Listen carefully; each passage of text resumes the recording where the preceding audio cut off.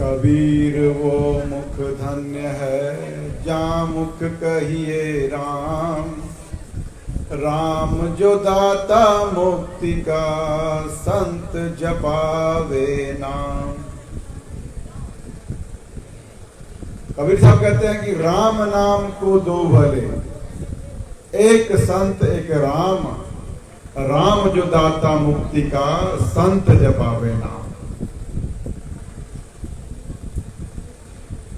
कि इस संसार में संसार से पार लगाने के लिए दो लोगों का सर्वोपरि है, और इस कलयुग में भगवान को पाना तो बहुत ही आसान है। सिर्फ नाम जपने से, भगवान के नाम स्मरण से आपका सब कल्याण हो सकता है।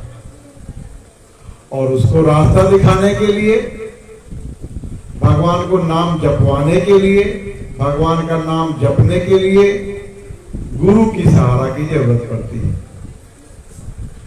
तो अगर आप गुरु कर लेंगे और भगवान का नाम जपेंगे, और इस दुनिया में जितना भी सामान है या जितने भी आपके रिलेशन हैं या जितने भी प्राणी हैं, अगर यह सब आप भगवान का रूप मान ले तो बेड़ा पार हो जाएगा।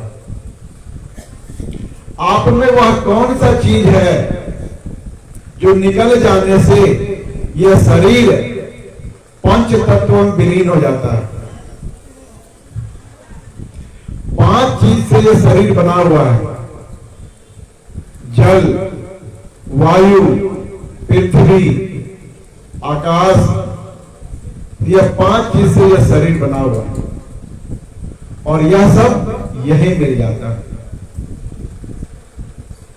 लेकिन मुट्ठी बांध के आए जग में हाथ पसारे जाएगा। जब आप आए थे तो क्या लेके आए थे? मुट्ठी बांध के आए थे, और जब जाते हैं तो हाथ पसार के जाए।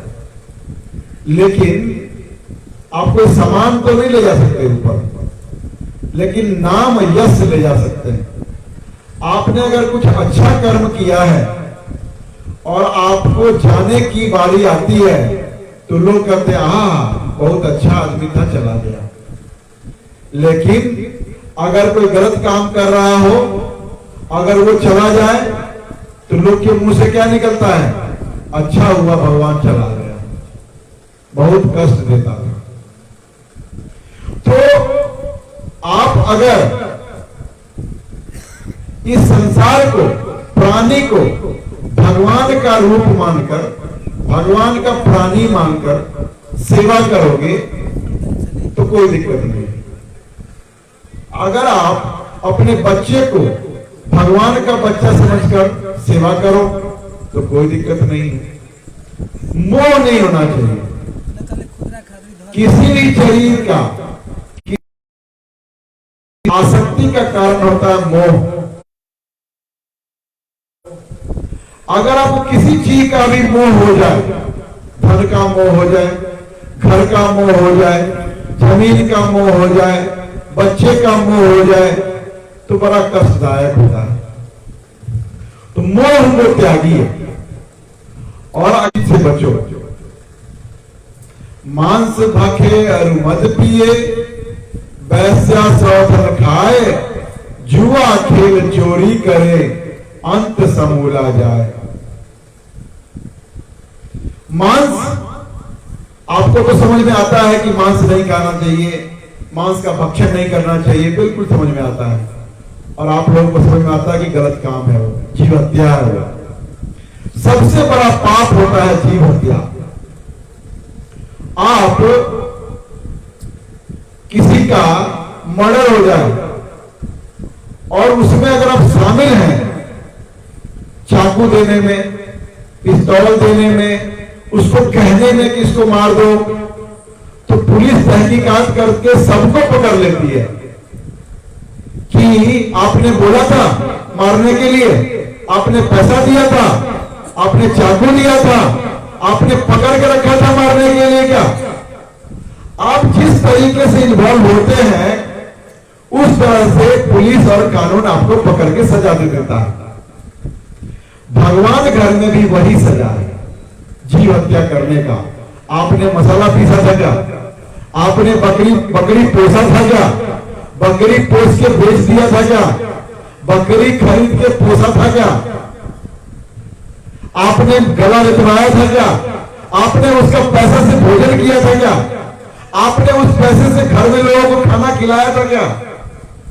तो जिस तरह से आप किसी के मर्डर में, मौत में इन्वॉल्व होते हैं, हत्या में इन्वॉल्व होते हैं, और आपको जो इस तरह से पुलिस पकड़ती है, उसी तरह से जीव हत्या में भगवान पकड़ता है कि आपने क्या पाप किया। तो उनसे बचिए। तो ये हो गया जीव हत्या, मांस भक्षे और मद पिए। अब आप अगर दारू पी लेंगे, शराब पी लेंगे, तो आपका बस ही आपके बस में नहीं होगा, तो आप कोई भी गलत काम कर देंगे। इसलिए दवा दारू पीने के लिए मना किया गया कि दारू नहीं पीना है, शराब नहीं पीना है, जिससे आपका मन बस में ना हो, गलत काम करने को उत्साहता हो। आप देखते होंगे कोई गलत काम करता है तो पहले पी लेता है, तब जाके कोई गलत काम करता है। तो इसलिए पीने की मनाही है। वैश्या स्वधन खाए। आप इस संसार में गृहस्थ आश्रम में हैं, बहुत अच्छी बात है। गृहस्थ आश्रम सबसे बड़ा आश्रम माना जाता है और सबसे बड़ा तपोबल आश्रम माना जाता है, जहां पे अपने परिवार को, अपने समाज को, साधु को आपको एक आश्रम की तरह चलाना है। और आपको जो कार्य करना है, जो भी कार्य आप करते हैं, उस कार्य को करते हुए उस आश्रम को, उस घर को चलाना है, और साथ में भगवान का नाम भी जपना है, और साधु संगत करके अपना जीवन का निर्वाह करना है। यह बहुत अच्छी बात है। उसके बाद जुआ खेले, चोरी करे, अंत समूल आ जाए। आप देखे हैं पीछे जुआ खेल खेल के पूरा सब वंश विनाश हो गया, सब लोग हार गए। आपने देखा होगा महाभारत में जुआ खेल के ही हराया गया, पूरा राज छीन लिया गया और सबको वनवास कर दिया गया, ये कर दिया गया। आपने देखा जुआ का अंजाम क्या होता है। चोरी करे, चोरी कई तरह का होता है। एक घर में जाके चोरी कर देता है, और एक अपने काम से चोरी करना।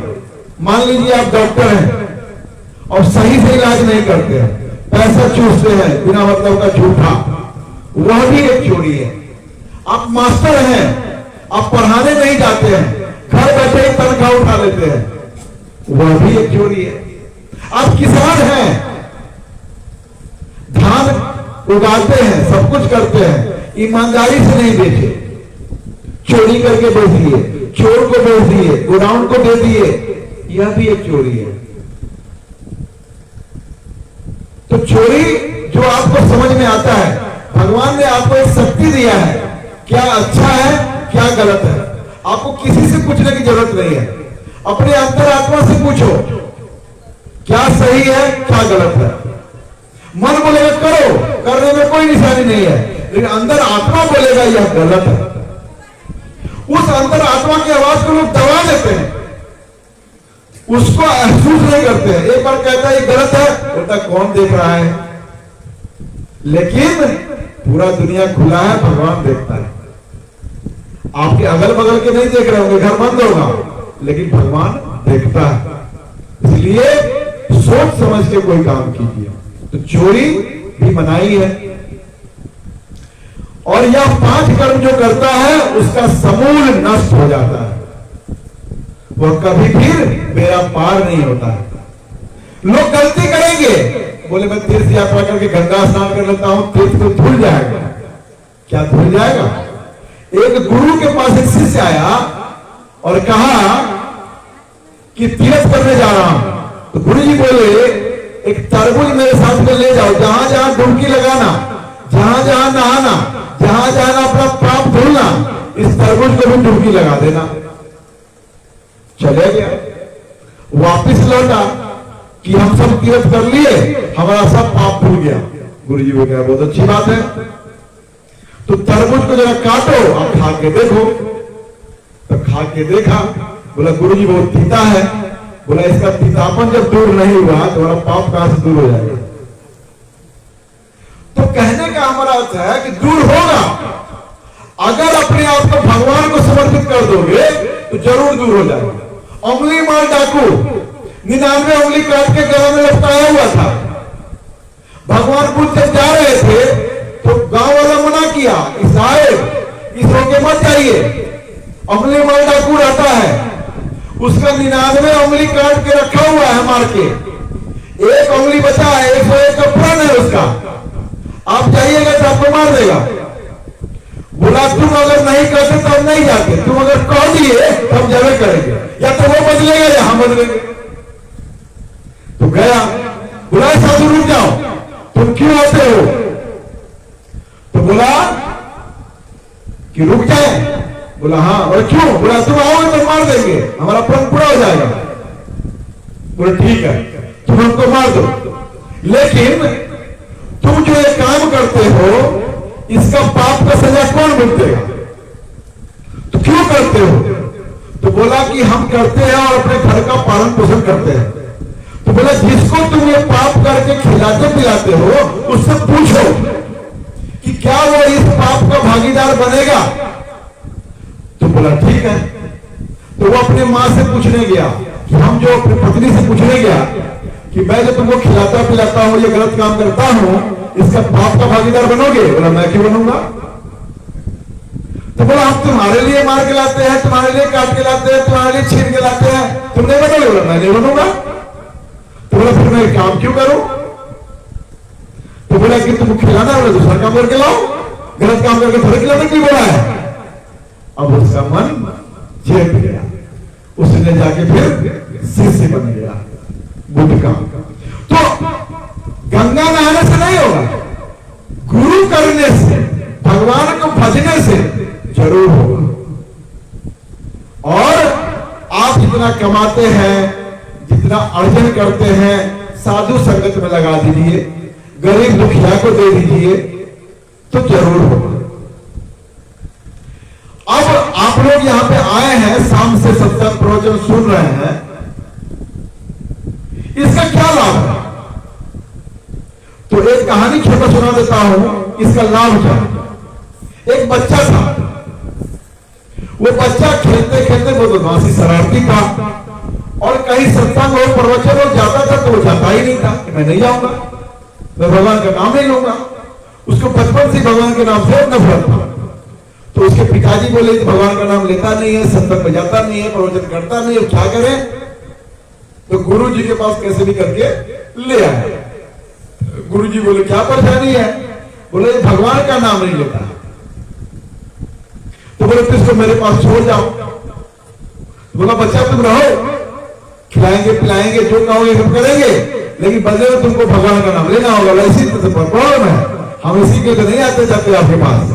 बोला कोई बात नहीं, तुम रहो, मन करे तो लेना, नहीं मन करे तो नहीं लेना। बोला ठीक है। तो रहने लगा, खाया पिया। बोला तो एक बार भगवान का नाम ले ले। तो बोला क्या लेना है? बोला राम। बोला राम तो नहीं बोलेंगे। बोला बन गया काम, तुमने बोल दिया राम, बन गया काम। तो बोले ठीक है, एक बार राम का नाम बोल दिया। तो अपने उसके माता पिताजी को बुलाया कि इसका काम अब हो गया, इसको आप ले जा सकते हो, पढ़ाओ लिखाओ, जो करना है करो। बच्चा गया, पढ़ा लिखा, सब काम किया, नौकरी चाकरी किया। नौकरी चाकरी करने के बाद उसका जब समय पूरा हुआ तो उसको भगवान के पास पहुंच गया ऊपर। अब ऊपर जाके यमराज पूछे कि तुमको क्या करें? तो बोला कि गुरुजी बोले थे कि एक बार भगवान का नाम लिया उसका जो फल होता है वो हमको आप दे दो। अब यमराज चक्कर में पड़ गया, भाई एक बार का फल क्या, इनाम क्या है, मुझे कैसे पता? अब मैं क्या करूं, इसको स्वर्ण करूं कि नर करूं, कौन सा काम करूं, कौन जन्म दूं, हमको समझ में नहीं आ रहा है। तो बोला क्या करें? तो ब्रह्मा जी के पास गया।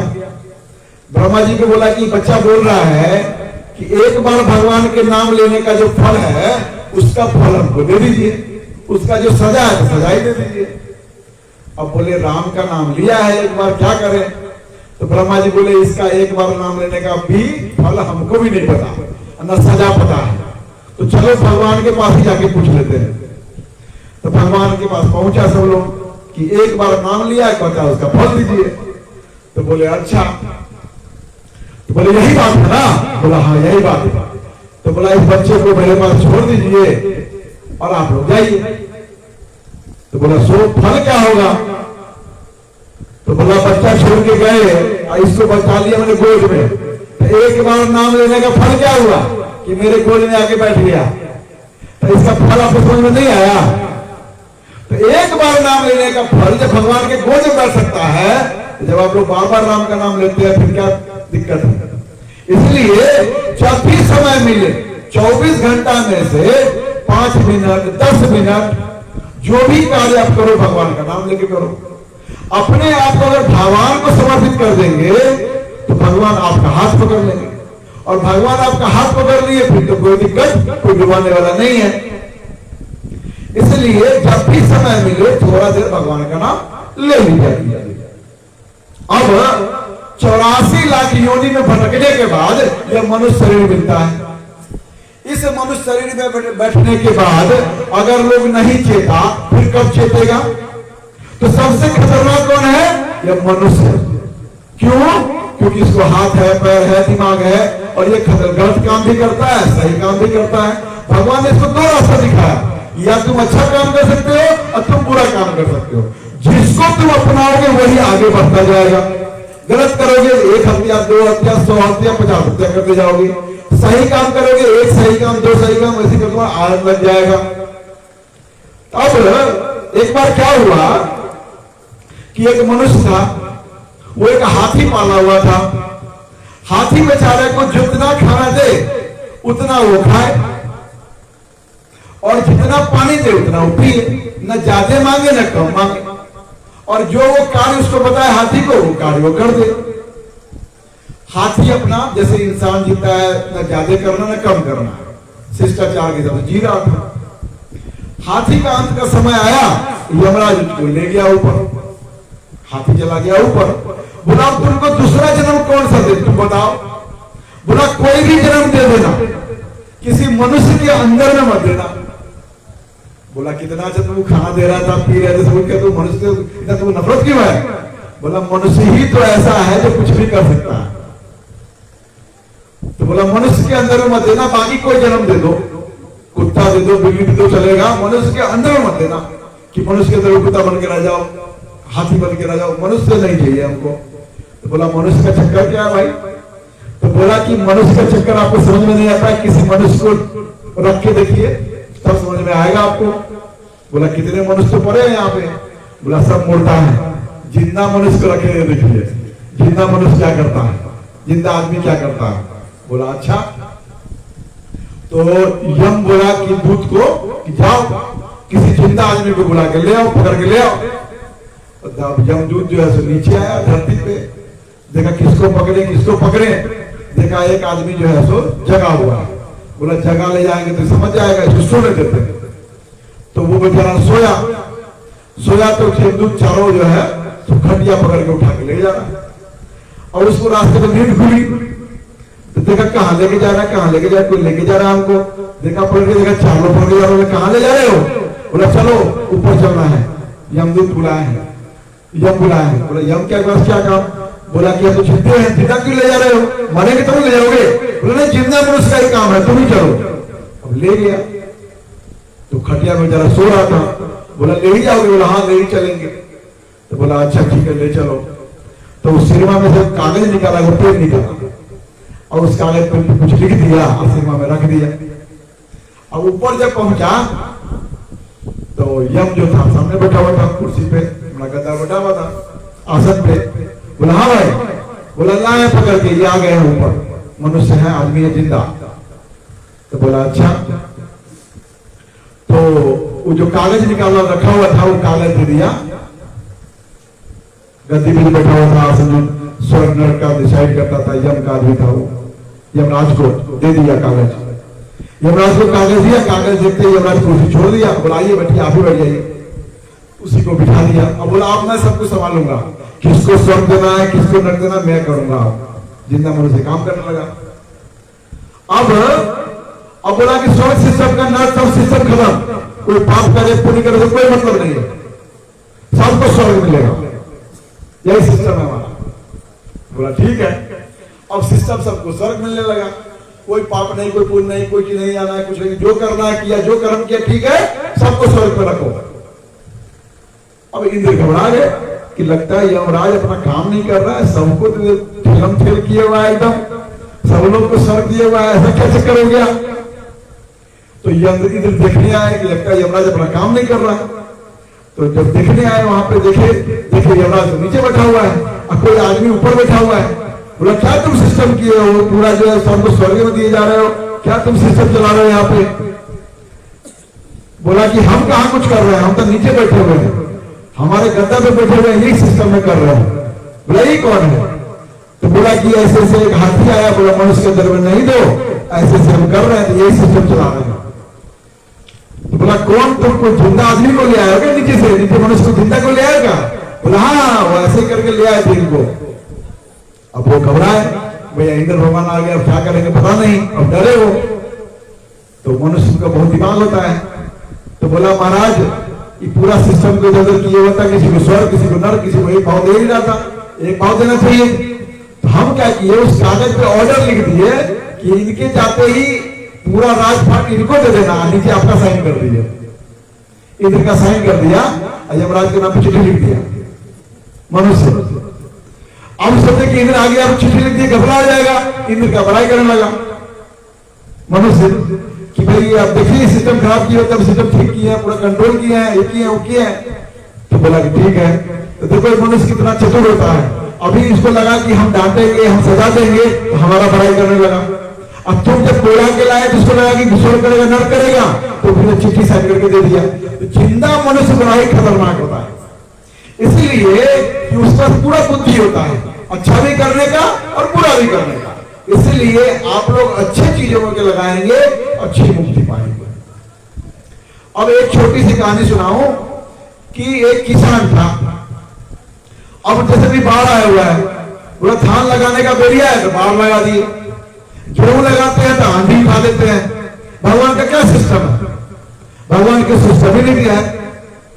तो किसान बोला कि भगवान ये सब सिस्टम हमको दे दीजिए, हम जितना पानी खेत को चाहिए उतना देंगे, जितना हवा चाहिए उतना हवा देंगे, जितना बीज चाहिए उतना बीज देंगे। आपके सिस्टम ही खराब हो जाता है। भगवान बोले तुम ही चला लो। तो भगवान उसको दे दिए किसान को कंट्रोल पूरा, कि तुम पानी दोगे, खाद दोगे, बीज दोगे, तुम ही रोकोगे। जब सब कुछ हुआ, जब फसल आने की बारी हुई तो फसल में फूल ही नहीं आए, बाल ही नहीं आए। तो भगवान बोले कि क्या हुआ। बोला जितना पानी चाहिए उतना पानी दिया, जितना हवा चाहिए उतना हवा दिया, कोई ज्यादा नहीं दिया, केवल कंट्रोल करके दिया था। बोला तुमने इसको लड़ने की क्षमता नहीं दी, इसलिए इसका बाल फूटा नहीं।